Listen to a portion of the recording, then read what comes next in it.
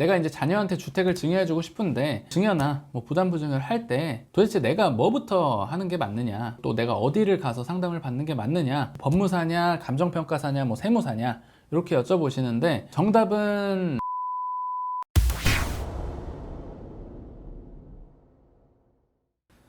안녕하세요, 김동환 세무사입니다.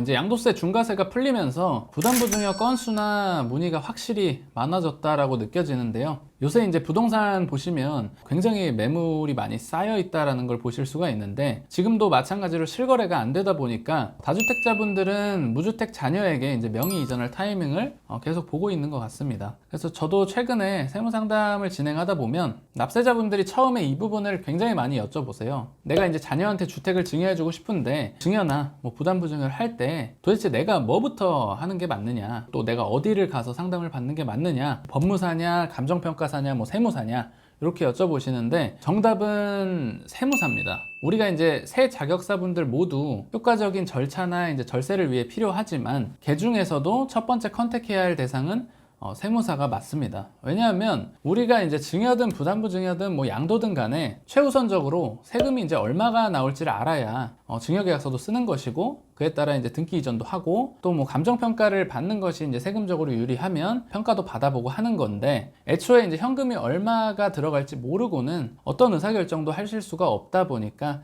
이제 세무상담이 그런 차원에서 가장 먼저 이루어져야 하는 거죠. 예를 들어서 거꾸로 제가 법무사를 먼저 찾아가서 상담을 받고 뭐 계약서도 쓰고 취득세 납부까지 했어요.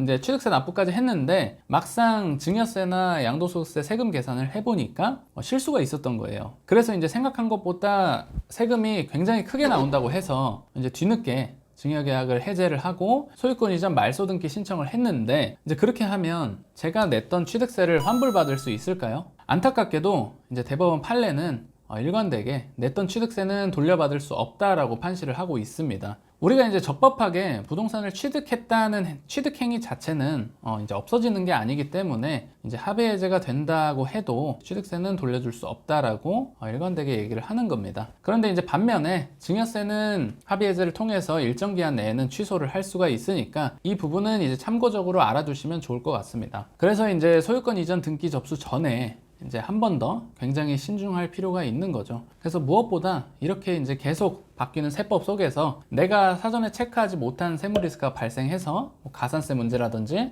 아니면 비과세로 봤던 부분이 추징된다라는 문제가 발생할 수 있는데, 그런 부분에 대한 것도 이제 세무 상담을 통해서 사전에 체크해 볼 수 있다는 차원에서 가장 먼저 필요하다고 말씀드린 거고요. 그런데 우리가 이제 바쁜 와중에 세무사를 찾아갔다가 또 법무사도 알아봤다가 또 이렇게 평가해 줄 수 있는 평가사님도 찾고 이렇게 또 방문하고 하는 등의 행위가 시간 비용을 굉장히 많이 소모시키기 때문에 저는 원스톱 서비스를 최대한 지향을 하고 있습니다. 다시 말해서 세무사한테만 방문을 해도 법무나 감평까지 모두 사전에 검토를 해서 한 곳에서 종합적으로 상담을 받으실 수 있게 만들어 드리는 편이에요.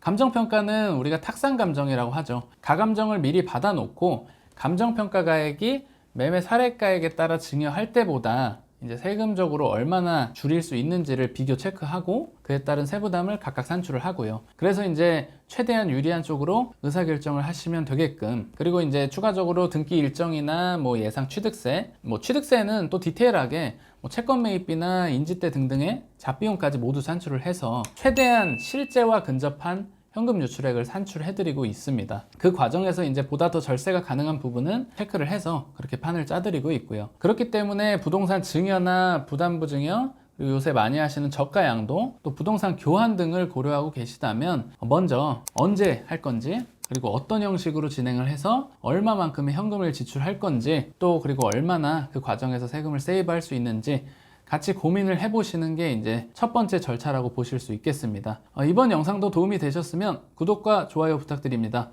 감사합니다.